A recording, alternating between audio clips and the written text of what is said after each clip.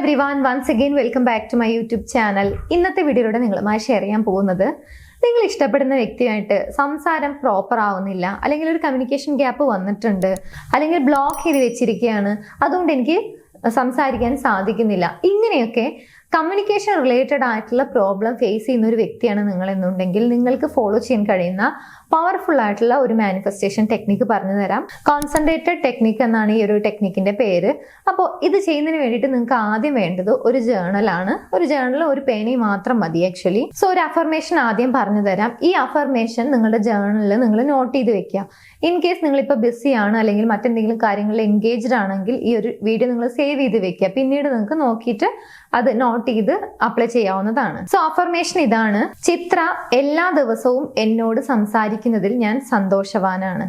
ഇവിടെ ചിത്ര എന്നുള്ള പേര് മാറ്റി നിങ്ങളുടെ ലൈഫിലുള്ള വ്യക്തിയുടെ പേരാണ് നിങ്ങൾ അവിടെ എഴുതേണ്ടത്. ഇനി ഈ അഫർമേഷൻ രാവിലെ നിങ്ങൾ എണീറ്റതിന് ശേഷം ഒരു 3 തവണ നിങ്ങളുടെ ജേർണലിൽ എഴുതുക. ആൻഡ് ഉച്ചയ്ക്ക് 6 തവണ സെയിം ജേർണലിൽ എഴുതുക. ആൻഡ് രാത്രി ഉറങ്ങാൻ പോകുന്നതിന് മുൻപ് 9 തവണയും നിങ്ങളുടെ ജേർണലിൽ എഴുതുക.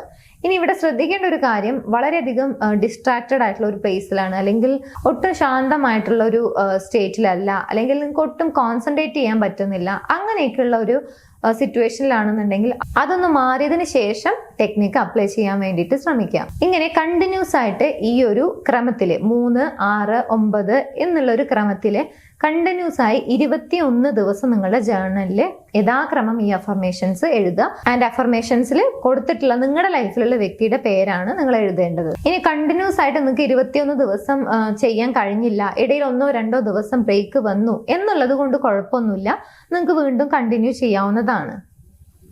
ആൻഡ് ആക്ടിവിറ്റി ചെയ്തു കഴിഞ്ഞാൽ പിന്നെ വീണ്ടും അതിനെക്കുറിച്ച് ആലോചിക്കുക, ഓവർ തിങ്ക് ആവുക, അങ്ങനെയൊന്നും ചെയ്യരുത്.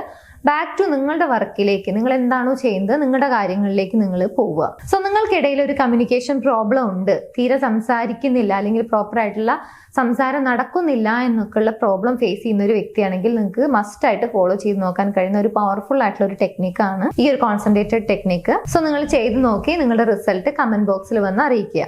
ആൻഡ് ഇതിന്റെ കൂടെ തന്നെ ആ വ്യക്തി, നിങ്ങളുടെ ലൈഫിലുള്ള വ്യക്തി നിങ്ങളെ കുറെ കൂടി പ്രയോറിറ്റൈസ് ചെയ്യണം, നിങ്ങളെ വാല്യൂ ചെയ്യണം എന്നൊക്കെ നിങ്ങൾ ആഗ്രഹിക്കുന്നുണ്ടെങ്കിൽ അതിനുകൂടി നിങ്ങൾക്ക് പവർഫുൾ ആയിട്ടുള്ള ഒരു അഫർമേഷൻ പ്രാക്ടീസ് ചെയ്യാൻ സാധിക്കും.